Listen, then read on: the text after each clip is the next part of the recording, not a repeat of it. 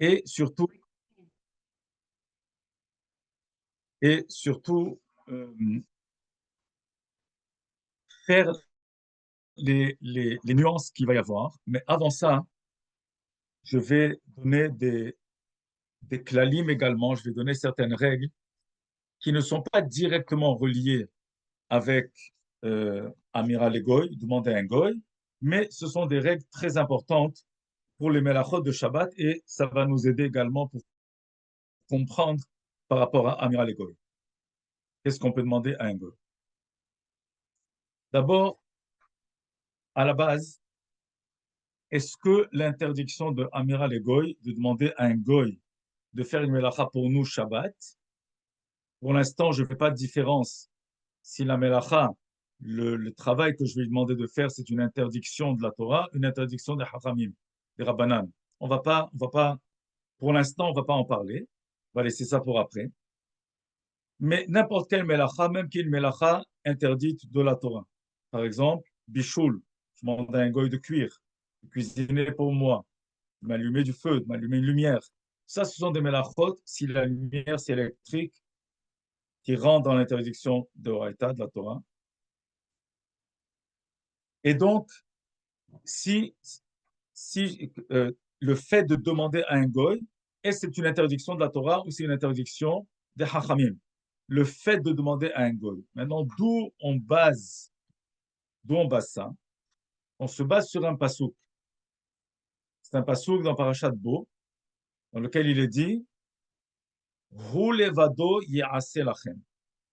La vérité, là-bas, le pasouk nous parle de Yom Tov, nous parle de jour de fête. Quand on dit Hu levado ya'ase lachem, ça veut dire que c'est seulement ce qu'on a besoin pour le jour de Yom Tov, c'est permis de cuisiner, permis de faire pour les besoins de la même journée. C'est ça seulement ce qui sera permis.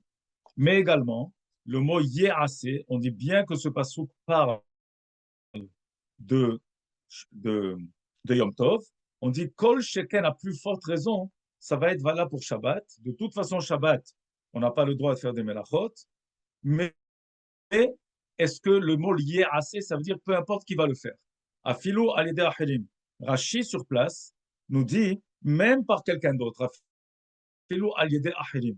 Ce sera interdit. C'est de là qu'on s'est basé, que on se base de dire qu'on n'a pas le droit de demander à un goy de faire le melacha Shabbat. Il y a une mahloket arishonim d'après le Ramban, le Harambam, d'après Maïmonide et d'autres. Eux, ils considèrent que demander à un goy de faire une melacha, même si c'est une melacha de la Torah, c'est un issur de la banane. C'est Hachamim qui nous ont interdit de demander à un goy de faire une melacha pour nous. Pourquoi? On a dit la semaine dernière, je fais que répéter rapidement pour avoir les klalim, les règles. On a dit la semaine dernière que Shelote Shabbat Kala Be'enav, afin que on ne soit pas, euh, on ne prenne pas Shabbat à la légère, et facilement on va demander de faire des melachot, et aujourd'hui on demain on ne demandera pas, on le fera nous-mêmes. Donc Hachamim sont venus et nous ont interdit de demander à un goy de faire des melachot pour nous. Pour, alors, donc, l'interdiction, c'est clair, c'est un issur de Hachamim. Donc, en fin de compte, le psak, c'est-à-dire la décision finale, la conclusion finale, c'est qu'on considère, c'est comme le Rambam, le Ramban et d'autres, on va considérer que demander à un goy, peu importe la melacha qu'on lui demande, demander à un goy de faire une melacha, c'est issur de la banane, c'est une interdiction des hacham. On comprend qu'il y a un klal, une règle, ce qu'on appelle trait de la banane.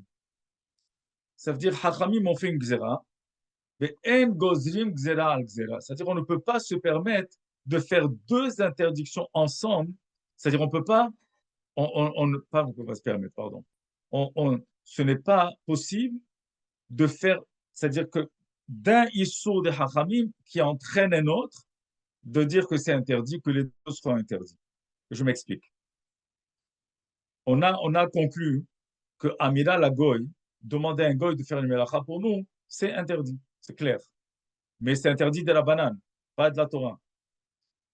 Maintenant, lui demander de faire une melacha de Oraita, Ça, Hachamim nous ont interdit. Après ça, il y a des interdictions que Hachamim nous ont interdit Shabbat, qui ne sont pas Issour de Horaïta, qui sont Issour de la banane. On va voir.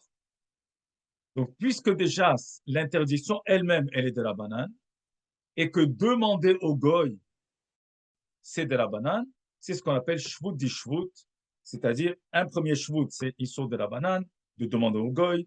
Le deuxième shvut, c'est de faire la melacha qui interdit elle aussi de la banane. Dans ce cas-là, on dira seulement que Shabbat, il n'y a pas d'interdiction de shvut di shvut, mais seulement, comme il dit le Magan Avraham et d'autres, et comme le Mishnah Berurah, seulement les tzorech mitzvah, comme le Yalkut Yosef, seulement ça va être permis les tzorech mitzvah quand on a besoin pour une mitzvah.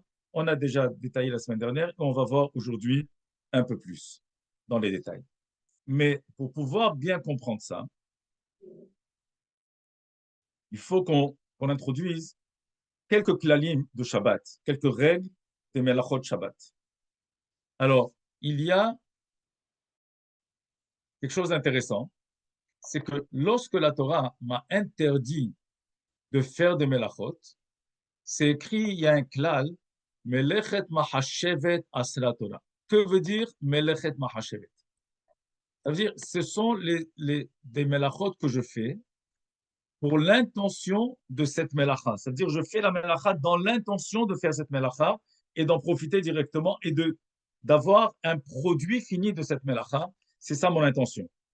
Mais si mon intention n'est pas de faire, je n'ai pas besoin de cette melacha, mais elle va se faire, mais je ne l'ai pas fait intentionnellement, c'est pas ça ce que la Torah m'a interdit. Ça rentre pas dans les interdictions de la Torah. C'est seulement melechet mahashevet. On a appris que toutes les melachot de Shabbat, tous les 39 melachot de Shabbat, on les a déduites de Melechet HaMishkan. Ça veut dire tous les travaux qu'il a fallu faire pour construire le Mishkan dans le désert, la tente d'assignation dans le désert. C'est là qu'on déduit toutes les melachot de Horaïta. À part ça, il y a les dérivés qui sont de la banane. Mais dans les melachot de Horaïta, ça doit être Melechet Mahashevet, Asra Torah. Maintenant, qu'est-ce qu'on appelle Melechet Mahashevet? Et je vais donner un exemple. De là va découler une autre chose intéressante qu'on va appeler le klal de Psikreché. Que veut dire Psikreché? Ça veut dire que je vais être obligé de donner un exemple pour bien comprendre. D'abord, on parle du klal. Ça veut dire que je n'ai pas besoin de cette melacha directe, mais j'ai besoin indirect et je vais m'expliquer. Et le Psikreché, c'est ce qu'on appelle Psikreché de la Nihale.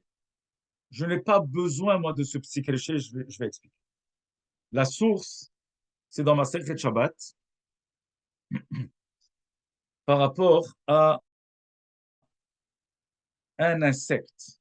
Il y avait un insecte que si on prenait, on va dire, le sang de cet insecte, ça guérissait une infection aux yeux.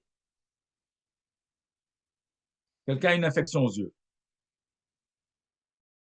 Maintenant, on comprend que une infection aux yeux, c'est pas un pikuach nefesh. Oui, certains vont vous dire que has shalom, si on perd la vue, c'est écrit que quelqu'un qui ne voit pas, hashouf kamet, c'est comme un mort, alors allez, Dieu en préserve. Bon, mais on ne va pas jusqu'à tel point de dire que quelqu'un qui ne voit pas, c'est une interdiction, c'est plutôt un pikuach nefesh, sa vie est en danger. Il y a ce qu'on appelle sakanat ever. Sakanat ever, ça veut dire je risque de mettre un organe ou un membre en danger. Je risque de mettre un œil en danger, la vue en danger. Ça s'appelle sakanat ever. Ma vie n'est pas en danger, mais ma vue est en danger. Mon l'ouïe est en danger. Ça s'appelle sakanat ever. Donc, pour pouvoir guérir, puisque ce n'est pas pikuach nefesh, est-ce que j'ai le droit de guérir cette infection? Est-ce que j'ai le droit de tuer l'insecte pour en retirer le sang pour, pour mes yeux? Qu'est-ce que j'ai fait? J'ai tué. Shabbat, je n'ai pas le droit de tuer. Le mot psykéléché, ça veut dire que je vais couper la tête, je vais enlever la vie. Mais en fait, je n'ai pas besoin, moi, de la mort de cet insecte. indirectement, ce que j'ai besoin, c'est de son sang. Je n'ai pas besoin de lui enlever la vie. Mais pour pouvoir obtenir son sang, je suis obligé de lui enlever la tête, de couper la tête. Ça s'appelle psikreche velanihale. Ça veut dire je lui ai coupé la tête, mais je n'ai pas besoin, moi, de lui avoir enlevé la vie.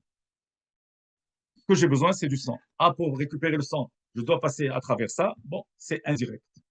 Alors, ce din de psikreche, on va le voir. Est-ce que, par exemple, je peux envoyer un goy faire un din de psikreche, par exemple, pour un besoin que j'ai. Et on va donner des exemples. Donc, alors, on doit retenir.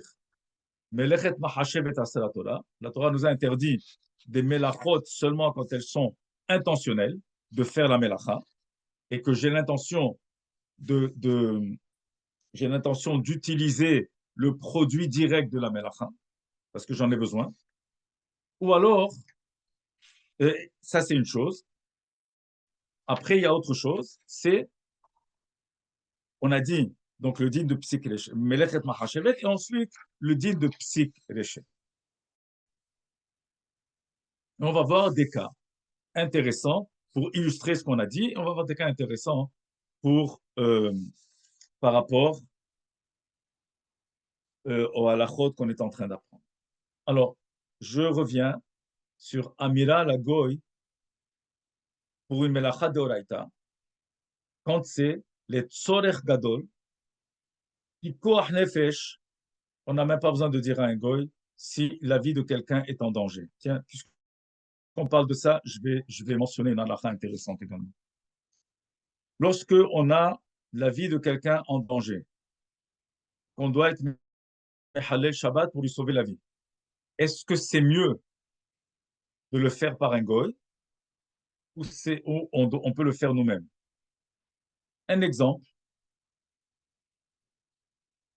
pour aller nous, quelqu'un se sent mal, il peut être en danger et on doit l'emmener à l'hôpital.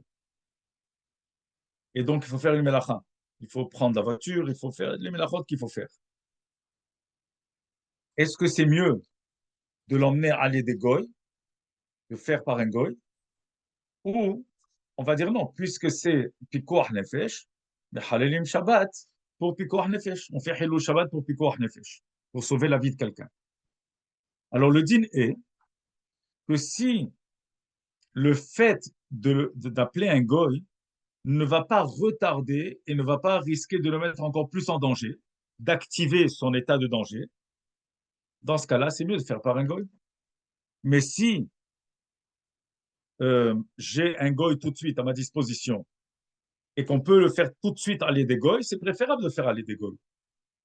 Mais si le fait de faire à l'aide des goy, ça va ou me retarder ou il va mal le faire, dans ce cas-là, définitivement, il faut le faire à l'aide d'Israël. Il faut que ce soit un juif qui le fasse. C'est un cas de pikoach nefesh. Donc, dans les cas de pikoach nefesh, si on peut le dire à un goy qu'il le fasse tout de suite sans mettre la personne encore plus en danger, on utilise un goy. Si, à cause de ça, on va plus attendre, ou peu importe, où son état va s'aggraver, alors il ne faut pas du tout hésiter. Et il ne faut pas dire c'est mieux de faire aller des goy. C'est sûr que le juif a l'obligation de faire Hilul Shabbat pour lui sauver la vie. Donc, on ne va pas parler de ça. Maintenant, ce qu'on va parler, c'est de Melachot Deoraita. Et que on avait expliqué le Baal Haïtour, et beaucoup sont poskim comme lui, qui nous a autorisé, qui a dit que Amira Lagoy, s'il y a Tzorech Gadol, un grand besoin, comme on va expliquer, O Tzorech Mitzvah, pour le besoin d'une mitzvah tziburit, une mitzvah communautaire, et dans ce cas-là, ça va être permis Amira Lagoy, ou alors on verra le din de Cholé, chez En Bosakana, un malade qui n'est pas en danger. Donc on a trois choses. Sorech Gadol, un grand besoin, on verra, ou le besoin de quelqu'un, ou le besoin de Tzibour, comme l'exemple qu'on avait donné la semaine dernière. On est le soir de Kippour, tout d'un coup la lumière s'éteint. On est incapable de continuer la tfila. Les gens ne connaissent pas la tfila par cœur.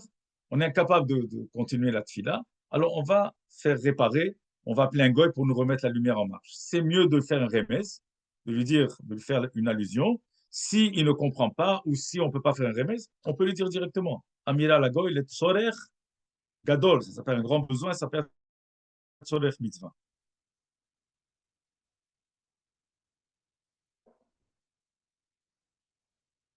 Donc ça, c'est un cas clair où ça va être permis même à Amira la goy pour sorer Tzibour, pour un Tzibour. On va voir une shéla intéressante qui a été posée. Ce que je vais faire maintenant, je vais donner des exemples, des shélot, et répondre rapidement pour pouvoir bien illustrer les halakhot que nous avons appris. Premier exemple. On a une fête familiale. Alors, je vais faire une différence entre une fête familiale et Tzorer Tzibour. Qu'est-ce qu'on appelle Tzorer Tzibour? Tzorer Tzibour, c'est on a besoin d'une collectivité. On a expliqué que la collectivité, c'est au moins 10, un minyan. Donc, on a besoin pour le minyan, on a besoin, il n'y a pas de lumière. On peut pas prier, on ne peut pas étudier. Ça s'appelle Tzorer Tzibour. Il y a une shéla qui a été posée. Et la question est comme ça. Amira Legoy, les Tzorer Simcha Mishpartit, par exemple, c'est pas un Tzibour, c'est pas un kahal entier, mais c'est une réunion familiale pour une simcha. Par exemple, on a un Shabbat Sheva Berachot. On a une réunion familiale, une famille, il y a plusieurs personnes, il y a 10 personnes, 20 personnes, 30 personnes, peu importe. Ce n'est pas une réunion causée par le tzibour. Ça veut dire, le tzibour, c'est étudier. Le tzibour, c'est prier ensemble. Ça, c'est le tzibour. Ici, c'est vrai que c'est au date Shabbat, ça fait partie de Onek Shabbat, c'est une obligation, c'est une mitzvah, mais ça ne rentre pas dans la catégorie de tzibour. Maintenant, on a je donne l'exemple de la Sheila, comme ça, de là, on va comprendre d'autres choses. Et là, la question est, est-ce qu'on peut demander à un goy de faire une melacha deoraita, qui est interdite deoraita, pour le besoin, par exemple, d'un Shabbat en famille. Même si c'est un Shabbat de Simcha. Qu'est-ce qu'on appelle Simcha, par exemple il y a un Shabbat Sheva Brachot, ou quelque chose comme ça. Est-ce que ça va s'appeler Tzorech Mitzvah? Et si c'est un Tzorech Mitzvah, est-ce qu'on peut demander à un goy de, par exemple, faire une melacha? Et je vais donner l'exemple. C'est une she'ela qui a été posée. Tout a été préparé avant Shabbat, tout a été cuit, tout a été posé sur la plate, sur les platas, etc. Et tout d'un coup, on se rend compte que la personne qui était responsable de brancher les plaques de Shabbat, les plaques chauffantes de Shabbat, a oublié de rentrer les prises. Et Shabbat est rentré. Alors la question est, est-ce qu'on aura le droit de demander à un goy de mettre les prises pour nous? Maintenant, brancher des prises, c'est une interdiction d'Oraita. C'est clair. D'ailleurs, vous voyez vous-même, des fois on met une prise, il y a des étincelles des fois. Vous le voyez. Donc c'est Esh, c'est du feu, c'est Issur d'Oraita. C'est l'électricité directe et c'est interdit. Donc, la melacha, c'est une melacha d'Oraita. Si on s'est rendu compte Ben Hashem Hashot, qu'est-ce que c'est Ben Hashem Hashot? Beaucoup se trompent. Beaucoup s'imaginent que le Ben Hashem Hashot, c'est entre le moment d'Adlakat Nerot et les 17 minutes ou 18 minutes ou 16 minutes selon les endroits, entre Adlakat Nerot et Shki'at HaHama. C'est pas ça Ben Hashem Hashot. Ben Hashem Hashot, c'est entre Shki'at HaHama, le coucher du soleil, et la tombée de la nuit. Ça, c'est ce qu'on appelle Ben Hashem Hashot. Il y a une Mishnah qui nous explique que Ben Hashem Hashot, c'est Safek Hashecha, Safek Ena Hashecha. On parle de ça dans d'autres circonstances, par exemple dans la Tfila, peu importe, au Shabbat, ou en général dans la Tfila. Est-ce que cette période-là, c'est une période où on est Besafek? C'est-à-dire, on est en doute, est-ce que la journée est sortie et le soir est rentré, donc est-ce que Shabbat est rentré, ou c'est Misafek? C'est clair que Ben Hashem Hashot, on va le considérer Shabbat. C'est clair, pour toutes les Melachot. Par contre, qu'on le veuille ou non, c'est un Safek. C'est un Safek, est-ce que c'est une Melacha d'Oraita, Melacha de Rabbanan? Donc, si on s'est rendu compte, Ben Hashem Hashot, que on n'a pas branché les prises, et que c'est un tsorech pour la famille, pour Shabbat, pour passer pour Onek Shabbat, il n'y aura pas de problème de demander à un goy de, de brancher les platanes. D'abord, c'est sûr qu'il n'y a pas de problème de bichoul goy parce que tout est déjà cuit. Ça, c'est pas un problème. Et donc, ça va être permis de lui demander. La question est si Shabbat est déjà rentré. Si Shabbat est déjà rentré, c'est-à-dire la nuit est tombée complètement, on n'est plus dans le Safek. Alors, c'est très intéressant que il y a dans euh, il y a ce qui a été rapporté dans les poskim. Vraiment, c'est intéressant. On va voir. Euh, on va voir jusqu'où c'est important le kavod abriot, le kavod de la personne. Si par exemple, c'est sûr que si Shabbat est rentré, on ne peut pas demander à un goy de brancher les platanes. On ne peut pas lui demander. Alors, quelle est la solution? Comment on va faire? Comment on va faire? Il y a des invités, il y a du monde, il y a une simha, la famille, tout le manger est froid. Qu'est-ce qu'on va faire? Alors, on a expliqué la dernière fois, mais j'avais expliqué très rapidement. Là, je vais répondre maintenant pour cette chaîne-là.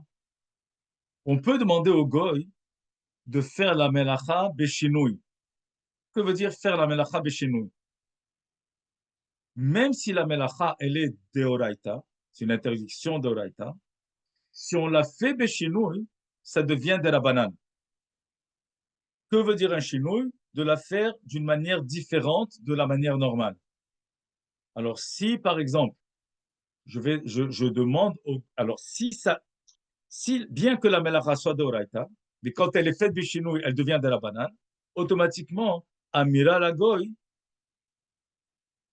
on a dit shvut. Demander à un goy, c'est de la banane. Mettre les prises, brancher les prises indirectement, c'est de la banane, c'est-à-dire avec un chenouille, c'est de la banane. Donc, on a ici shvut, le tzorech mitzvah.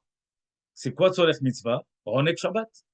Même si on n'a pas des invités, le fait d'être juste en famille, Onek Shabbat, ça va être permis. Donc, on va demander au goy, on va lui expliquer de mettre la melacha béchinouille. C'est sûr que c'est pas tout le monde qui est d'accord que quand on fait la melacha béchinouille, que la melacha, elle est deoraita, elle devient de la banane si on la fait béchinouille. Par exemple, il y a dans les psakim du Rav Eliashiv, lui dit que non. Lui considère que non. Il considérait que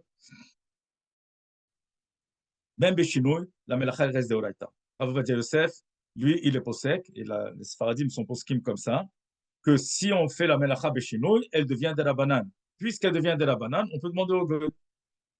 Donc, d'un côté, on demandera au goy de brancher euh, indirectement, c'est-à-dire pas indirectement, on va lui demander de brancher, de mettre les prises, mais avec un chenouille, et de le faire pas de la manière comment on le fait d'habitude.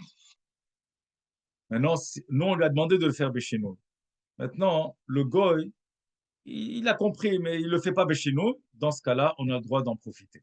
Si lui a décidé qu'il ne va pas le faire béchenouille parce qu'il ne veut pas se fatiguer, c'est trop compliqué pour lui, et qu'il décide de le faire pas béchenouille, dans ce cas-là, il n'y a pas de problème. Mais nous, en lui demandant, on va lui demander de faire avec d'une manière différente.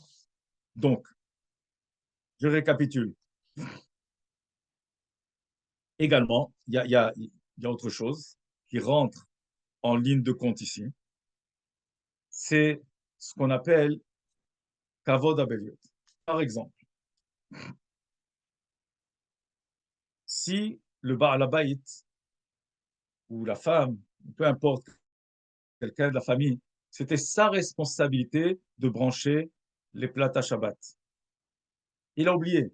Avec la course de Shabbat, de Erev Shabbat, etc., il a oublié de le faire. Maintenant, il a oublié et tout le monde va se rendre compte, la personne va avoir honte. Il faut prendre ça aussi en ligne de compte. On ne peut pas faire bisayon à quelqu'un.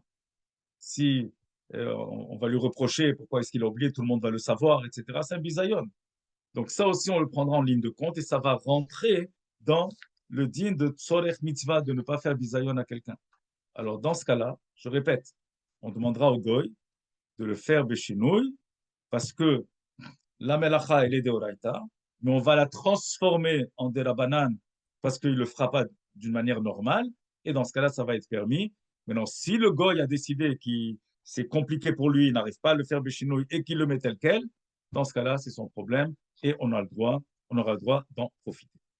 Ça, c'est un cas. Un autre cas, Amira la goy, c'est, on a dit clairement que lorsqu'un goy fait une melacha pour moi, et qu'il le sait clairement qu'il le fait que pour moi, je n'ai pas le droit de profiter de cette melacha. Par contre, si la hana'a, elle n'est pas complète, et je vais expliquer. Je donne un exemple. On a un court-circuit. Le compteur s'éteint complètement, il n'y a plus de lumière. Dans certains endroits, il y a des lumières de secours. C'est-à-dire qu'il y a une petite lumière qui va s'allumer. Et avec cette petite lumière, je vois un peu. Ça veut dire, j'ai de la clarté, comme Hachamim disent, mais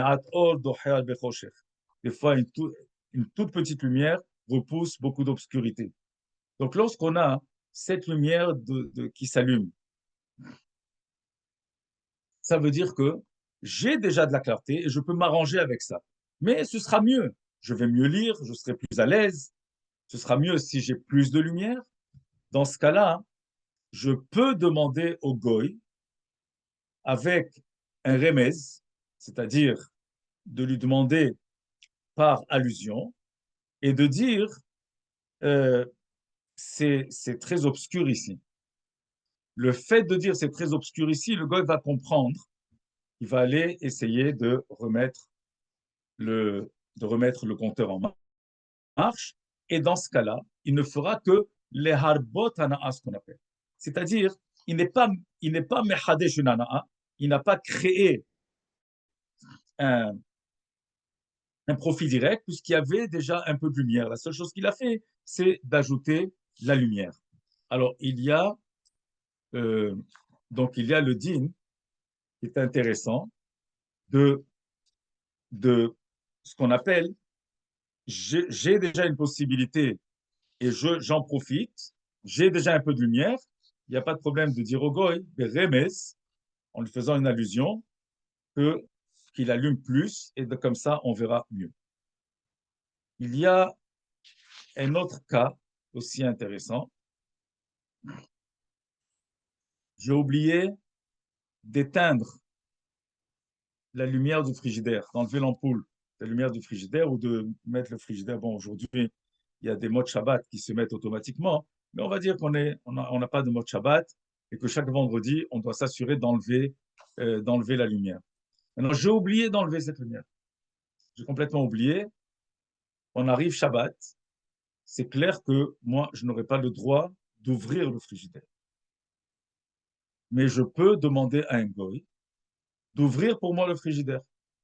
Pourquoi? Ah, en ouvrant le frigidaire, une melacha va se faire. On va dire que la lumière, c'est deoraita. On va dire que c'était des ampoules anciennes, normales, euh, pas le LED, parce qu'on a déjà expliqué que LED, il y a une mahloket, c'est de la banane ou c'est deoraita. On va dire que c'est une lumière normale. Donc, en vérité, lorsque le goy a ouvert le frigidaire, son intention n'était pas d'allumer la lumière. Lui n'a pas besoin de cette lumière. Lui, la seule chose et moi non plus, je n'ai pas besoin de la lumière du frigidaire. Ce que j'ai besoin, c'est de sortir la nourriture. Donc, ça s'appelle, d'un côté, c'est un psychréché. C'est ça ce que j'ai expliqué tout à l'heure. Quel est, quel est quel est le cas de psychréché? Je rappelle encore. Par exemple, je marche dans la rue et il y a un voisin qui a, euh, qui a des lumières, des détecteurs. Donc, en passant, j'ai causé que la lumière s'est allumée. Alors, si par exemple, dans cette rue, c'est obscur, complètement obscur, je ne vois rien du tout, et en passant, j'ai allumé la lumière, et que j'en tire profit, ça s'appelle nihale. Ça veut dire, moi-même, j'en tire un profit, et donc, dans ce cas-là, c'est un problème. Mais si, par exemple, dans la rue, il y a déjà un peu de lumière, et moi, en passant, ça s'est allumé, dans ce cas-là, il n'y a pas de problème. La question est, je ne le savais pas. Maintenant que je le sais, est-ce que je dois faire des détours? Je sais, par exemple, que en passant par là, il y a une lumière qui va s'allumer. Je vais éviter. Si ce n'est pas un grand détour. Maintenant, si c'est un grand détour et que de toute façon, peut-être la rue prochaine, il y aura encore une autre lumière de toute façon, alors dans ce cas-là, il n'y a pas de problème. Je peux marcher Shabbat, même si en passant, une lumière va s'allumer. Pourquoi? Ça s'appelle un psych el. J'ai allumé, mais ce n'était pas mon intention et je n'en ai pas besoin. C'est en passant que ça s'est fait. Dans ce cas-là, il n'y a pas de problème. La même chose ici. Le goy qui a allumé, qui a ouvert le frigidaire et qui a allumé en même temps, lui, il a fait un psyché qu'il n'a pas besoin. Lui, il n'a pas besoin de la clarté dans le frigidaire. Il a besoin de sortir. Il a besoin juste d'ouvrir la porte et moi, je vais sortir. Dans ce cas-là, il n'y a pas de problème. J'aurai le droit de demander à un goy. Après ça, si par exemple, euh, je vais pas avoir de goy à ma disponibilité le reste du temps, alors on va s'arranger. On va mettre une serviette, par exemple, sur la porte et s'assurer que le frigidaire ne va pas se fermer complètement. Comme ça, je pourrai après ouvrir et fermer sans que la lumière ne s'éteigne ou s'allume. Si j'ai le goy à la maison, si j'ai une femme de ménage qui est tout le temps à la maison, dans ce cas-là, je peux lui demander à chaque fois que j'en ai besoin et il n'y aura pas de problème. Tout ça, c'est dans le cas où le goy il sait que je n'ai pas besoin de l'électricité, de la lumière qui est à l'intérieur. Mais si ma kavana, elle est que oui, j'ai besoin, mon intention est que oui, j'ai besoin de cette lumière, dans ce cas-là, c'est un problème. Dans ce cas-là, ça ne va plus s'appeler un psych-réché. Un autre din, une autre halakha qui a été posée, une shela qui a été posée, et on va voir comment est-ce qu'on répond. Lo alenu, ou alors dans des cas, bon, peut-être ça va être différent pour un bébé. On va parler des deux cas. J'habite dans un immeuble et il y a un ascenseur. Dans cet immeuble, il n'y a pas d'ascenseur de Shabbat. Il n'y a pas de mode Shabbat dans l'ascenseur, c'est un ascenseur régulier. Et est-ce que j'ai le droit de demander à ma femme de ménage de sortir mon bébé pour pour l'emmener faire un tour, aller le promener un petit peu et le ramener pendant Shabbat, sachant que peut-être la femme de ménage va utiliser l'ascenseur. Il n'y a pas d'ascenseur de Shabbat. J'ai le droit de lui demander de sortir le bébé. Ah, elle va le sortir, elle va le mettre dans l'ascenseur. C'est son problème à elle. C'est son problème. Moi, je ne lui ai pas demandé d'utiliser l'ascenseur. Elle peut le descendre à pied, même si j'habite très haut. Donc, tant qu'il y a la possibilité de le faire, il n'y a pas de problème. Je peux l'envoyer pour promener le bébé. Maintenant, un autre din qui ressemble à ce din-là a été posé, c'est-à-dire un cas différent qui ressemble à ce cas. Quelqu'un, alors, allez nous, qui ne peut pas marcher, qui est sur une chaise roulante. Et il y a un goy qui s'occupe de lui, de cette personne, et qui va sortir cette personne Shabbat.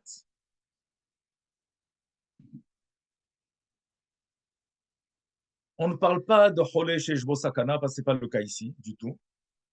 Parce que quelqu'un qui est en danger, on le prend dans l'ascenseur pour faire plus rapidement, c'est sûr. Mais c'est stam, soit pour l'amener à la synagogue, soit pour l'emmener faire un tour, pour le promener, pour l'amener ailleurs pour manger. Est-ce que j'ai le droit?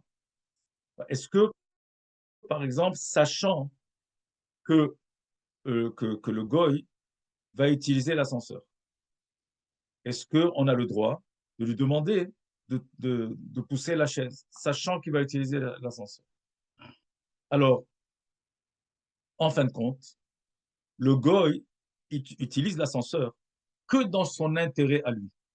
C'est son intérêt à lui. C'est plus facile pour lui d'utiliser l'ascenseur que de descendre par les escaliers, par exemple. Même s'il y a une rampe ou n'importe quoi, il préfère descendre, utiliser l'ascenseur. La personne qui, qui est poussée, on va dire que c'est une personne consciente, il y a un problème. On va expliquer. Quel est le problème de l'ascenseur Shabbat? Le problème de l'ascenseur Shabbat, c'est que même si moi je n'ai rien fait, c'est le goy qui a appuyé, c'est le goy qui est monté, mais qui m'a mis dedans, plus il y a du poids dans l'ascenseur, plus on cause que le moteur va, va travailler plus fort. Dans ce cas-là, la question est, on a pris cette personne qui, est, qui ne peut pas marcher, le goy l'a rentré dans l'ascenseur, il est conscient, et c'est le goy qui a appuyé, c'est lui qui a décidé de prendre l'ascenseur. En vérité, il n'y a pas de problème. C'est la décision du goy. La seule chéla qui est le fait que le juif est rentré dans cet ascenseur, l'ascenseur va avoir plus de poids et ça va causer que le moteur va travailler plus. C'est pas son intention. Le juif ne le fait pas, il est assis, on l'a poussé dedans, il ne l'a pas fait dans cette intention, donc, donc ça rentre dans le din de Melechet Mahashevet. Il n'a pas l'intention de faire travailler plus le moteur, et donc dans ce cas-là, ce sera permis. Voilà encore, voilà encore un cas où, où ça va être permis. Maintenant, je reviens sur Melachot de la banane. On a dit tout à l'heure que euh, on a expliqué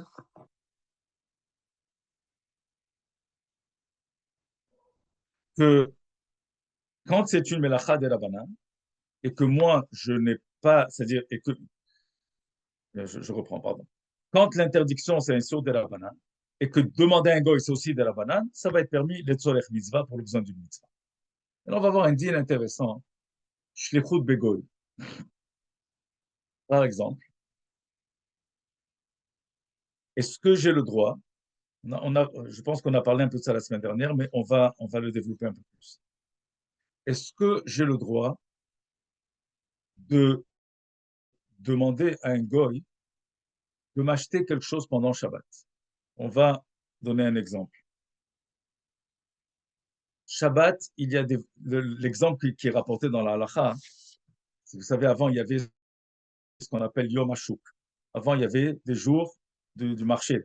Par exemple, il y a le marché du dimanche, le marché du lundi, du mardi et le marché de Shabbat. Il y a un marché qui ne vient qu'une fois par semaine. Ça s'appelle Yom HaShuk. Et je sais qu'il n'y a qu'une fois par semaine le marché. Zéro. Et ce que j'ai besoin ne se vend que Shabbat. Dans ce chouk qui est ouvert que le Shabbat. Est-ce que j'ai le droit de demander à un goy de m'acheter quelque chose? C'est clair que c'est interdit. Parce que je sais qu'il ne peut le faire que Shabbat. Il ne peut pas le faire avant Shabbat. Par contre, dans quoi ça pourrait rentrer? Par exemple, je sais qu'il y a une vente. Il y a une vente. Et cette vente, elle n'est que Shabbat. Il y a des publicités. Shabbat, il y a 50%. Peu importe. C'est que le Shabbat. Après Shabbat, cette vente, elle va passer. Ou cet objet ne sera plus disponible. Est-ce que j'ai le droit de demander à un goy de me l'acheter? Je lui donne l'argent, je dis voilà, achète-moi ça. Sachant qu'il ne peut l'acheter que Shabbat, c'est interdit. Maintenant, si cette vente, elle est vendredi Shabbat, ou Shabbat et dimanche, ou alors, maintenant, Motsai Shabbat, c'est très tôt, et on sait que ces magasins ils vont rester encore ouverts 1 heure après Shabbat. Dans ce cas-là, le fait que j'ai donné la possibilité au goy de me l'acheter ou avant Shabbat ou après Shabbat, ce n'est plus important quand est-ce qu'il l'a acheté. Même s'il l'a acheté pendant Shabbat, c'est plus notre problème, parce que je lui ai donné la possibilité de le faire après Shabbat ou avant Shabbat. Ça va être le même din. Si j'ai donné quelque chose à arranger, j'ai donné à un mécanicien goy une voiture à arranger. Et je sais que ça prend 2 heures pour faire cette réparation, peu importe le temps que ça va prendre, et que j'ai déposé ma voiture vendredi matin. Et que je sais bien que dimanche, il est fermé, et je vais venir récupérer ma voiture lundi. Le fait que je lui ai donné le temps vendredi de faire cette melacha, et que lui ne l'a pas fait, il a décidé de faire pendant Shabbat, c'est son problème à lui. Au atzmo, il le fait, c'est son intérêt à lui, il s'est organisé comme ça, c'est son problème. Non, je reviens sur le din de est-ce que j'ai vraiment besoin que le goy m'achète cette marchandise pendant Shabbat. Je peux demander quelque chose. Je peux demander comme ça au goy. Je peux lui dire, avant Shabbat, achète cette marchandise pour toi. Et après Shabbat, tu me la vends. Ça veut dire que le goy va faire un bénéfice. Dans ce cas-là, ça va être permis. Parce qu'au moment où il l'a acheté pour lui. Et il sait qu'après, oui, il a un acheteur, il a un preneur. Mais du fait qu'au moment où il l'a acheté pour lui parce qu'il va faire un bénéfice. Donc ça s'appelle letovat atzmo kana. Il a acheté pour lui, dans son intérêt à lui, même si c'est qu'il va me le revendre. Et c'est sûr que la halakha, elle est comme ça, parce que autrement, on ne pourra jamais, par exemple, on sait qu'il y a des goyim, ils travaillent pendant Shabbat, ils achètent pendant Shabbat. Alors dans ce cas-là, est-ce que j'ai le droit, moi, d'aller dimanche prendre de chez eux? Bien sûr, parce qu'il l'a fait pour lui, dans son intérêt. Il y a un autre din, le din de Mareta Ayin et le din de Kablanut, qui ressemble à ça. Ça, c'est une question qu'on pose très souvent et qui arrive souvent. Qu'est-ce que c'est Kablanut? Lorsque je prends des ouvriers pour faire des travaux chez moi, ou dans mon magasin, ou n'importe quel endroit autre, et je les paye à la journée ou je les paye à l'heure. Dans ce cas-là, c'est clair que Shabbat, ils ne peuvent pas travailler, ils ne peuvent pas absolument rien faire. Par contre, si je paye à la tâche, on s'est arrangé, on a fait un contrat, et pour faire tel travail, je vais lui payer tant, peu importe le temps que ça va lui prendre, et qu'il décide, lui, de travailler pendant Shabbat, c'est son problème à lui, ce n'est plus le mien. C'est exactement comme le cas du mécanicien. Le mécanicien à qui j'ai donné ma voiture à arranger, il a décidé, lui, de faire pendant Shabbat, c'est son problème. Moi, je lui ai donné le temps avant. La même chose ici. J'ai donné à quelqu'un à faire des kablanout. C'est-à-dire, il sait qu'il va être payé. Non, c'est lui qui gère son temps. S'il veut faire pendant Shabbat, c'est son problème, c'est pas le mien. Le seul problème qu'on va avoir, c'est Maretai. La halakha nous dit que Bishchuna chez l'Israël Assour. Si par exemple, là où il va travailler, c'est un quartier où il y a des juifs qui passent par là-bas, ça va être interdit, mais Shou Mareta'ain à cause du Mareta'ain. Maintenant, je vais expliquer qu'est-ce que c'est Mareta'ain. Bon, parce qu'on l'a déjà dit une fois, mais je vais encore le réexpliquer. Mareta'ain, c'est lorsque quelqu'un est en train de faire un travail, une melacha qui est interdite d'Oraita, ou qui fait quelque chose qui ressemble à un travail interdit d'Oraita. Vous avez donné l'exemple la dernière fois, hein, de cuire de la viande dans du lait d'amande. Ça, c'est l'exemple de Mareta'ain. Le Shulchan Aruch rapporte. Maintenant, le problème, c'est que si j'ai, par exemple, donné un travail de Kablanut à un goy, je répète, Kablanut, c'est un contrat et il n'est pas payé à la journée, il est payé à la tâche pour le travail. Le goy décide, il veut faire pendant Shabbat, c'est son problème à lui. Ça va plus être son problème s'il y a un problème de Mareta'ain. Donc, si, par exemple, il doit, quelqu'un, un contracteur, doit rentrer chez moi pendant Shabbat et faire des travaux. Et en général, on habite dans des quartiers où il y a des juifs qui sont autour. Dans ce cas-là, on ne peut pas le laisser rentrer travailler. Si c'est une bâtisse, par exemple, dans un endroit qui est complètement où il n'y a pas de juifs. On va dire, c'est une bâtisse ou c'est n'importe quoi, un endroit qui va faire, euh, par exemple, un juif achète une maison comme investisseur, il ne va pas habiter là-bas, il n'y a pas de juif bichlal qui habite dans ce quartier, du tout, on le sait. Et il a pris un contracteur goy pour faire des travaux. Il ne lui demande pas de faire le travail Shabbat. Le goy a décidé de travailler pendant Shabbat, c'est son problème. Et du fait qu'il n'y a pas Mareta'aïm, donc il n'y a pas de problème non plus, ça va être son problème au goy. Donc voilà des cas intéressants. Je vais rapporter encore une autre là qui a été posée, qui m'est posée très souvent.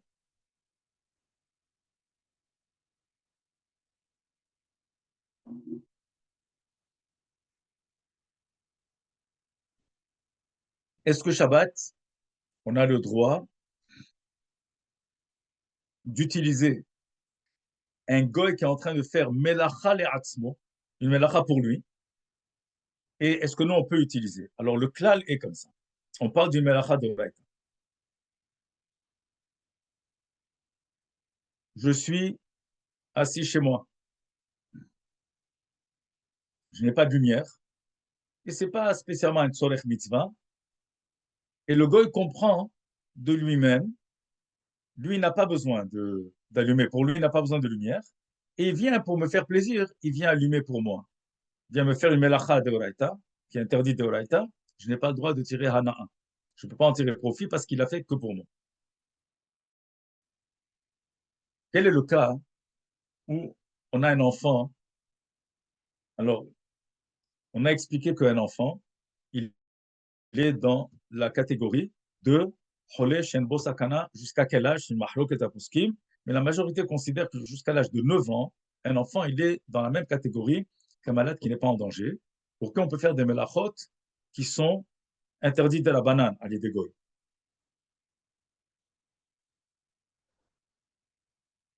Qu'est-ce qui se passe si un enfant a peur? Il doit rentrer dans une chambre, mais du fait qu'il n'y a pas de lumière dans cette chambre, il a peur. Est-ce que je peux demander à un goy, et cette lumière, c'est une melacha qui est allumer la lumière, c'est de Oraita. Mais le fait que cet enfant, il est dans une catégorie de Cholé She'en Bosakana, et le fait qu'il a peur, on ne sait pas quelles conséquences ça peut jouer, comment ça peut jouer sur son psychique, le psychologique de cet enfant dans le futur. Ça peut laisser des séquelles. Alors, ça va être permis de demander à un goy beremes, de demander à un goy par allusion, qu'il allume la lumière parce que l'enfant a peur. Maintenant, je reviens sur un cas d'une melacha qu'un goy fait que pour lui-même et pas du tout intentionnel pour moi. Il n'a aucune intention de le faire pour moi. L'exemple que la Sheila que plusieurs demandent, posent la question, c'est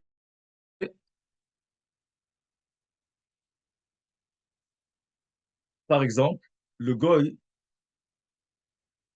a cuisiné pour lui, ou il a réchauffé de l'eau que pour lui. Il ne savait pas que j'existais. Dans ce cas-là, après je viens, dans ce cas-là, il n'y a pas de problème. Je peux utiliser cette eau pour faire un café. Parce que au moment où il l'a fait, c'était uniquement pour lui ou pour ses amis, goyim.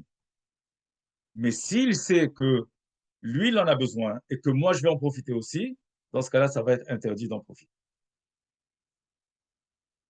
Un autre din qui peut arriver, c'est que si, par exemple, on a cuisiné le tzorech cholé, Shabbat, vous allez rendre visite à l'hôpital à votre femme, ou votre fille, ou peu importe, quelqu'un qui vient d'avoir un bébé. C'est la seule raison pourquoi il faut aller à l'hôpital. Les autres raisons ont pris qu'on n'ait pas besoin d'aller. Et on se rend à l'hôpital Shabbat. On sait que Shabbat, l'hôpital cuisine. Je parle de l'hôpital juif où c'est cachère. L'hôpital cuisine. C'est écrit clair dans la halakha que quand on cuisine les tzorech cholé pour le besoin d'un malade, il n'y a plus l'interdiction de bichoul goy. À part le bichoul en lui-même qui est permis pour un malade, parce qu'il y a là-bas des malades en danger. Donc, ça va être, euh, c'est sûr que c'est permis de cuisiner. Et c'est le goy qui allume le feu pour cuisiner. Et pour les tzorech cholé pendant Shabbat, il n'y a pas d'interdiction de bichoul goy. Ça ne rentre pas dans cette interdiction. Et bien sûr, Shabbat, il peut faire passer pour les besoins des gens malades qui sont en danger. Maintenant, moi, je vais visiter ma femme, ma fille qui est à l'hôpital, qui vient d'avoir un bébé, et elle n'a pas envie de manger. Ou elle a envie de manger, on lui a apporté plus, elle veut partager.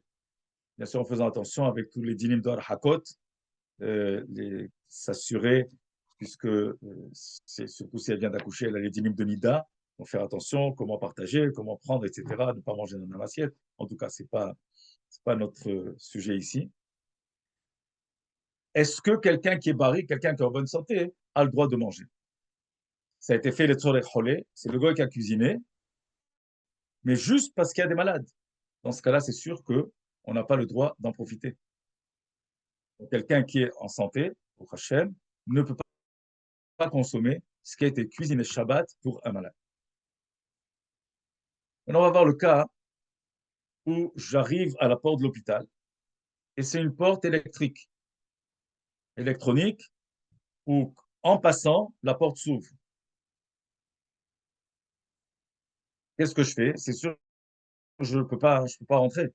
Je ne parle pas de cas de picor nefesh, je suis obligé de rentrer à l'hôpital. Mais stam, ou dans un hôtel, il n'y a pas de porte de service, il n'y a pas de porte, toutes les portes s'ouvrent électroniquement. J'attends, je me mets de côté et j'attends qu'un goy passe et rentre. Lorsque le goy est rentré, il a fait la malacha que pour lui. Il ne sait pas que moi j'attends, il ne sait pas que pour moi c'est interdit. Et il ne sait pas, stam, il me voit là-bas debout. Dans ce cas-là, si le goy a fait la malacha que pour lui, j'ai le droit de passer juste derrière lui et d'en profiter. Quel va être le din? Alors, je vais l'exposer différemment. Shabbat, ou Erev Shabbat, je n'ai pas le droit de demander à un goy de me faire monter ou descendre de l'ascenseur, dans l'ascenseur. Par exemple, il y a des gens qui habitent, je veux dire, ceux qui habitent d'une manière permanente, c'est sûr qu'ils s'arrangent dans des immeubles qui sont très hauts, ou ils s'arrangent qu'il y ait un ascenseur de Shabbat, ou alors, a priori, quelqu'un qui chômeur Shabbat, il fera attention de ne pas prendre un étage trop haut dans lequel il va se rentrer dans des problèmes de Shabbat. Donc, c'est sûr, il faut être, comme on dit, hacham enaf belocho, il faut être prévoyant et ne pas se rentrer dans ce genre de situation, puis après dire, je n'y peux rien, et c'est ça la situation. On ne peut pas se mettre dans des situations, s'exposer à des problèmes, après dire, je n'y peux rien. C'est pas ça le cas. Mais il y a des cas, par exemple, où les cas arrivent surtout les personnes qui partent en voyage, après qui vont être invités Shabbat, ou la seule chose qu'ils ont trouvée, c'est très haut, c'est pas permanent, ils vont aller juste pour un Shabbat. Alors ils demandent est-ce qu'ils ont le droit de demander au goy avant Shabbat, de lui dire voilà, quand tu me vois arriver, tu viens avec moi, tu m'ouvres l'ascenseur, tu appuies, tu me fais monter, je suis au 10e étage. C'est assourd, c'est interdit. Je ne peux le faire que si le goy a un intérêt. Pas un intérêt qui va être payé pour la mélacha. Si lui a un besoin de monter. Si lui n'a aucun besoin de monter, c'est interdit, c'est assourd. Maintenant, si le goy monte de lui-même et il ne sait pas qu'il fait pour moi. Par exemple, j'attends. Je vois un goy monter et lui, il ne sait pas que moi je suis juif, il ne sait pas que c'est interdit pour moi, il ne sait pas toutes ces choses-là. Est-ce que j'ai le droit de le suivre, de rentrer avec lui dans cet ascenseur et de m'arrêter là où il s'arrête? Maintenant, si je rentre avec lui et qu'il me demande à quel étage tu vas, faut pas répondre. Il faut lui dire là où vous allez. Et là où il s'arrête, il s'arrête. Je sors de l'ascenseur.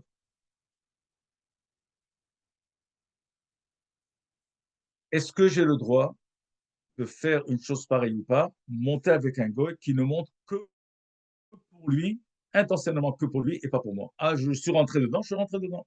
Donc son intention n'était pas pour moi. Il y a une teshuva de Rabbi Shalom Messas là-dessus, dans son Sefer Tevoat Shemesh, dans le Halek Orachayim, où il autorise. Et il dit, c'est exactement la même chose que si, par exemple, je suis assis quelque part et que le goy allume la lumière pour lui, uniquement pour lui, et il ne sait pas du tout que moi, j'ai une hana'a et que je vais en profiter, il n'y a pas de problème d'en profiter après lui. Mais s'il le fait pour moi, c'est un problème. Et ici, c'est la même chose. Donc, il rentre ça dans la même catégorie. C'est-à-dire que si, par exemple, c'est le goy qui est rentré que pour lui, il ne sait pas que moi, je vais en tirer un profit, et tout d'un coup, je rentre, je le suis, je rentre avec lui, dans ce cas-là, il autorise. Bien sûr, seulement, seulement le tzorech mitzvah. Si, par exemple, j'habite un étage élevé, je veux aller à la synagogue, par exemple, ça s'appelle tzorech mitzvah. Ou autre chose, où je suis invité pour aller à une séouda à manger. Sinon, si c'est juste pour aller se promener ou stam comme ça, c'est sûr qu'on doit éviter. Voilà. Alors, je pense qu'on a couvert avec ça euh, plus ou moins. Il y a encore beaucoup, comme on dit, à boire et à manger. Euh, une chose qui est importante, et je répète, c'est que dans tout ce qu'on a dit, euh, le din de shvut di shvut, quand c'est une melacha qui est interdite de la banane et que c'est permis de demander à un goy les tzorech mitzvah, il ne faut pas malheureusement le prendre à la légère et l'utiliser, comme on dit, à yamin via small, n'importe quand et n'importe comment. C'est pour ça que c'est très important de s'informer. Qu'est-ce qu'on appelle une melacha qui est interdite de oraita? Qu'est-ce qu'on appelle une melacha qui est de la banane? Qu'est-ce qu'on appelle une humra? Et je vais finir avec ça. Midat hasidut ou une humra? Je suis mahmir, je suis beaucoup plus strict, ou je fais midat hasidut. Je vais prendre l'exemple du frigidaire, c'est le meilleur exemple. Et là, on va parler de gramma, on va parler de psychléché. On a, par exemple, il y a une mahloket, à Haronim, mahloket des rabbinim contemporains, par rapport au frigidaire Shabbat. Je ne parle pas des frigidaires qui ont mode Shabbat. Je parle des frigidaires qui n'ont pas le mode Shabbat. Frigidaires qui n'ont pas de mode Shabbat, comment ça fonctionne? Ça fonctionne avec un thermostat. Par exemple, je demande que le degré du frigidaire, le degré de froid, soit 0. Je mets 0.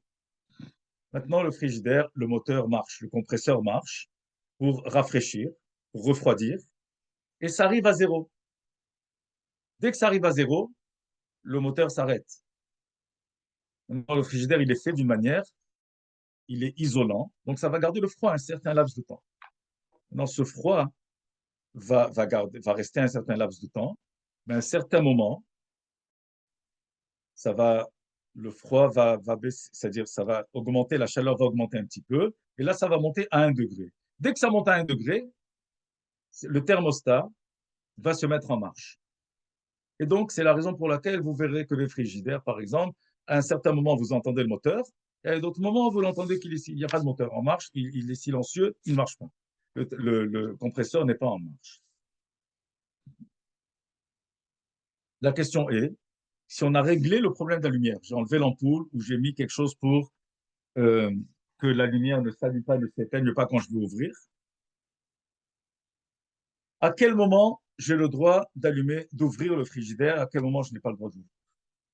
D'après, il y a un sefer qui s'appelle Shmirat Shabbat Ki'ilchata. Il est basé sur les psakim du Rav Shlomo Zalman Auerbach, qui était un grand posek à Yerushalayim. Lui, il considère que on peut ouvrir le frigidaire quand on en a besoin, bien sûr, même au moment où il n'est pas en marche, le moteur n'est pas en marche. Lorsque je vais ouvrir ce frigidaire, une vague de chaleur va rentrer et dans quelques instants, ça va causer qu'il va se remettre en marche. Ça veut dire que moi, en ouvrant le frigidaire, je vais causer qu'il se mette en marche dans quelques instants. Ça peut prendre 1 minute, ça peut prendre 2 minutes, peu importe. Ça s'appelle une gramma. C'est-à-dire j'ai causé, mais indirectement. Dans ce cas-là, il lui dit qu'il n'y a pas de problème. Il n'y a pas de problème d'ouvrir le frigidaire même pendant qu'il n'est pas en marche. Parce que quand il va se remettre, j'ai causé, mais j'ai causé indirectement. Et j'ai causé en différé. Ce n'est pas tout de suite. Ça va se passer plus tard. Donc lui, il dit qu'on peut ouvrir le frigidaire sans restriction. D'autres poskim ne sont pas d'accord. et ils disent que on ne veut pas utiliser une grama, et donc on va s'assurer d'ouvrir le frigidaire que pendant qu'il est en marche. Mais c'est une humra. Ça veut dire, la vérité, c'est une humra. C'est quelqu'un qui fait midat hasidut. J'ai entendu de Rav David Yosef, le Rishon LeZion, qui est un des fils de Rav Vadia Yosef, il est maintenant Rishon LeZion. Il a dit que son père, le Rav Vadia Alav Shalom, n'a jamais ouvert le frigidaire Shabbat. Ni pendant qu'il est en marche, ni pendant qu'il n'est pas en marche. Il n'a jamais touché au frigidaire Shabbat. Il n'a pas empêché sa famille de le faire. Mais lui, il faisait Midat Hasidut et il ne voulait pas en aucun cas, ni quand il est en marche, ni pendant qu'il n'est pas en marche. Et c'est comme ça qu'il a pris sur lui. Mais il n'a pas écrit ça dans ses psakim. Dans ses psakim, il a écrit que on peut l'ouvrir pendant qu'il est en marche, il n'y a pas de problème. Et que même si on l'ouvre pendant qu'il n'est pas en marche, c'est une grama. Maintenant, moi, je suis mahmir. Et j'ouvre le frigidaire que pendant qu'il est en marche. Donc, pour moi, je fais Midat Hasidut. Parce qu'après l'halakha, il y a beaucoup de tzdadim, il y a beaucoup de possibilités que oui, je peux l'ouvrir même s'il n'est pas en marche.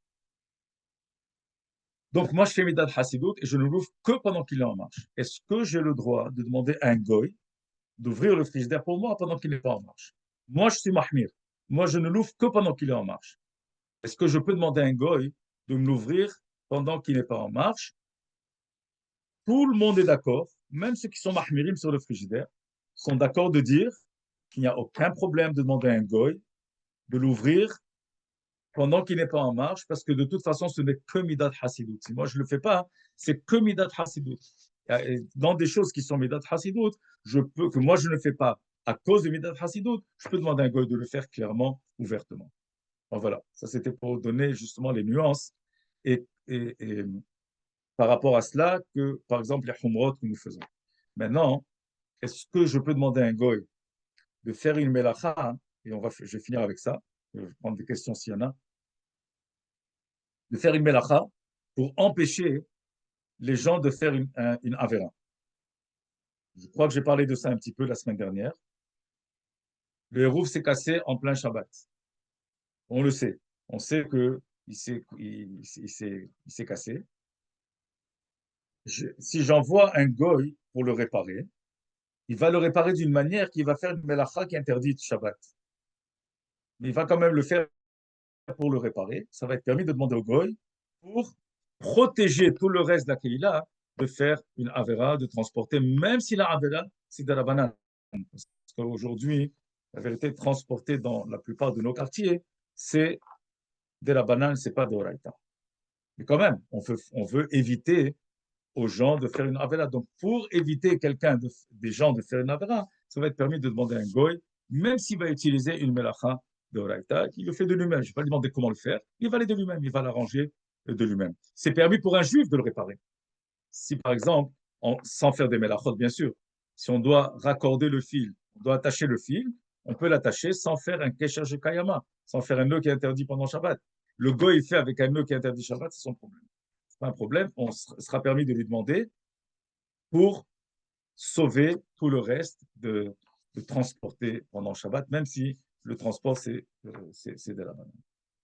Voilà, alors, je pense que j'ai donné plusieurs exemples et qu'on a clarifié un petit peu le din de Amila Lagoy. S'il y a des questions, je peux prendre des questions. J'espère que c'est assez clair.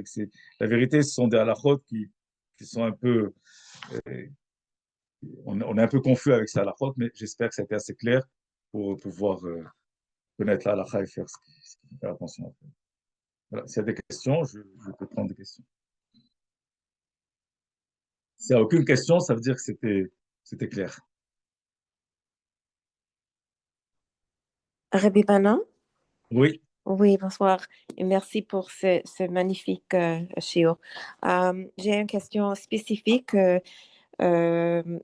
concernant un cas que j'avais et maintenant je me demande est-ce qu'on a le droit. Par exemple, si par exemple j'ai une perruque que je veux faire coiffer pour une dimanche soir, disons, et je viens à une coiffeuse Goya. Ou jeudi ou vendredi, je lui donne la perruque. Et elle va me préparer la perruque pour ce mariage qui est dimanche soir. Est-ce que c'est un problème concernant Melacha Goy, le Shabbat, parce que je sais que peut-être elle va le faire Shabbat et ça sera pour, ça veut dire, je vais en profiter, pas pour elle, c'est pour moi. Est-ce que c'est interdit complètement de lui donner ça proche de Shabbat? Si elle peut le faire Je pense que vendredi, j'ai peut-être. répondu. Oui, Je pense que j'ai répondu à ça avec l'exemple que j'ai donné d'un mécanicien oui, ou d'un nettoyeur ou n'importe quoi. C'est clair. Si j'ai, je vais répondre à la question précise. J'ai une perruque à faire couper, à faire arranger, à faire nettoyer, à faire laver. Elle va faire des melachot Shabbat, peut-être des melachot qui sont interdites d'Oraita. Mais je lui ai donné la possibilité de le faire en dehors de Shabbat, ou Motzai Shabbat, ou dimanche matin, ou, ou avant Shabbat. Si je lui donne la possibilité qu'elle a décidé de le faire Shabbat, il n'y a pas de problème, on peut en tirer profit. Je vais aller même plus que ça. Elle me dit, viens dimanche matin prendre la perruque. Et, et je lui ai donné le temps. Je l'ai déposé vendredi, elle avait le temps de le faire, ou dimanche matin, ou Motzei Shabbat, ou vendredi après-midi. Et elle me dit, elle me raconte, Stam, en me racontant, je ne vais pas poser des questions, d'elle-même, elle me raconte, elle dit, ah, c'est bien, je l'ai fait hier matin. Et elle dit clairement, elle a fait pendant Shabbat. Il n'y a aucun problème de tirer Hana'a. Parce que elle a fait, elle, dans son intérêt. Elle a géré son temps, c'était plus facile pour elle, c'est son problème à elle. Et c'est permis les khatehila de lui déposer et les khatehila de l'utiliser. merci beaucoup. Bien compris.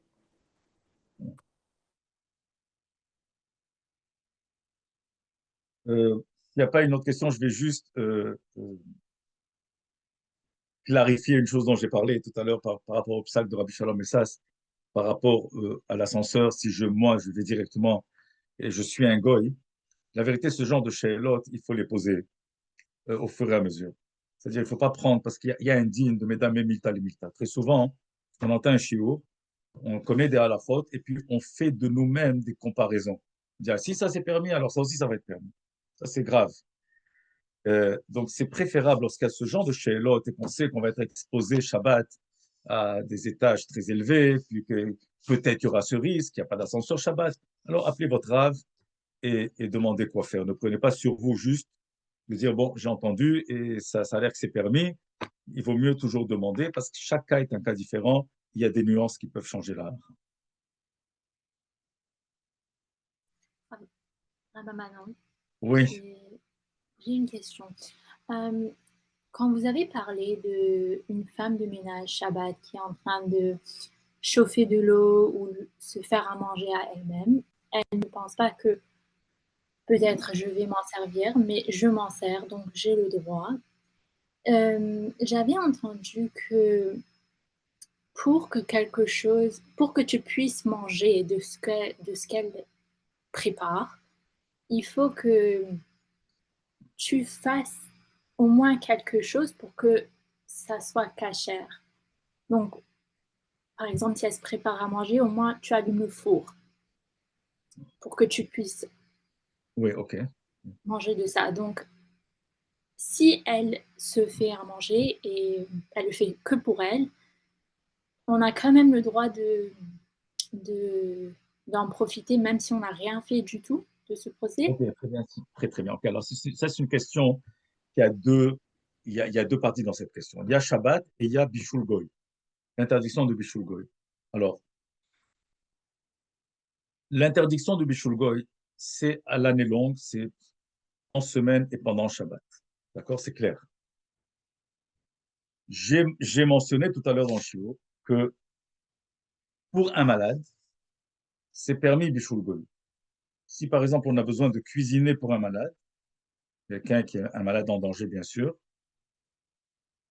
et la melacha elle est deoraita ou les tzorer gadol, même s'il n'est pas vraiment en danger, mais qu'il a vraiment besoin. Bon, on va dire que le goy peut cuisiner pour cette personne. Dans ce cas-là, il n'y a plus l'interdiction de bishul goy qui est en vigueur pendant le Shabbat. D'accord? Ah non, c'est que C'est ça. pour Un instant, un instant. Comment? non, c'est que pour quelqu'un qui est malade que vous avez dit ça? Oui, c'est ça. Seulement quelqu'un qui est malade en danger. Ou Ok, ok. d'accord, qu'on cuisine pour le goy ou pour un juif, Et que dans ce cas-là, il n'y a pas d'interdiction de Bishul Goy, et même les malades qui ne sont pas en danger, qui sont hospitalisés, peuvent manger de cela. D'accord.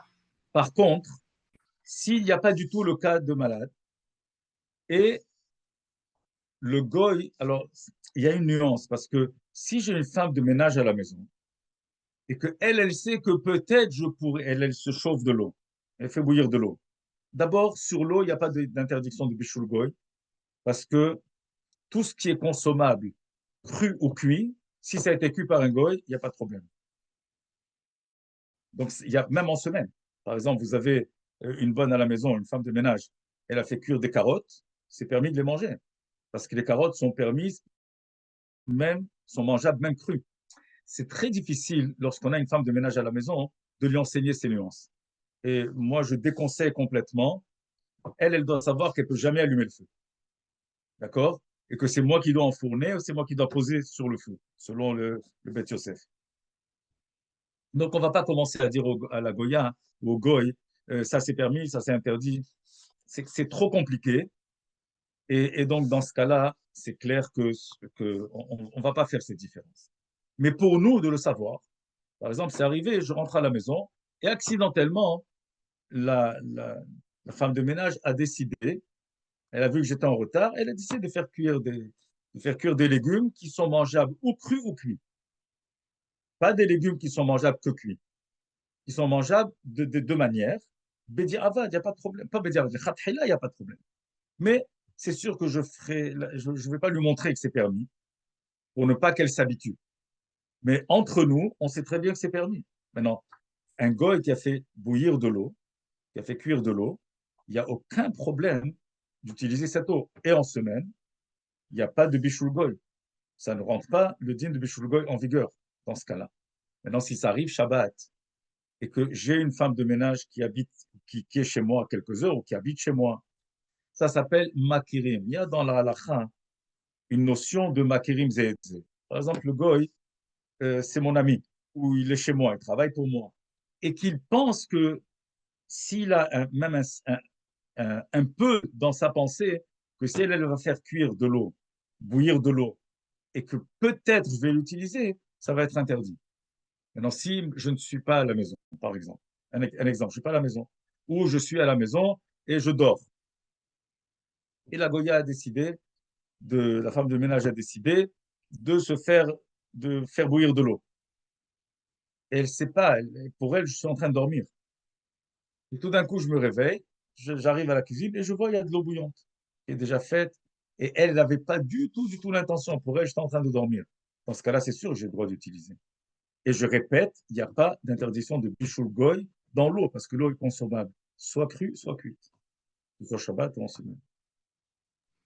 D'accord. Ok. Donc, de l'eau et des légumes cuits ou crus qui peuvent être consommés. Peuvent être consommés ou l'un ou l'autre. Et quelque Oui. chose qui n'est pas hachouv. En vérité, le din de bishul goy, c'est un shiur à part. Ok. Il y a beaucoup de halachot, il y a beaucoup de nuances également.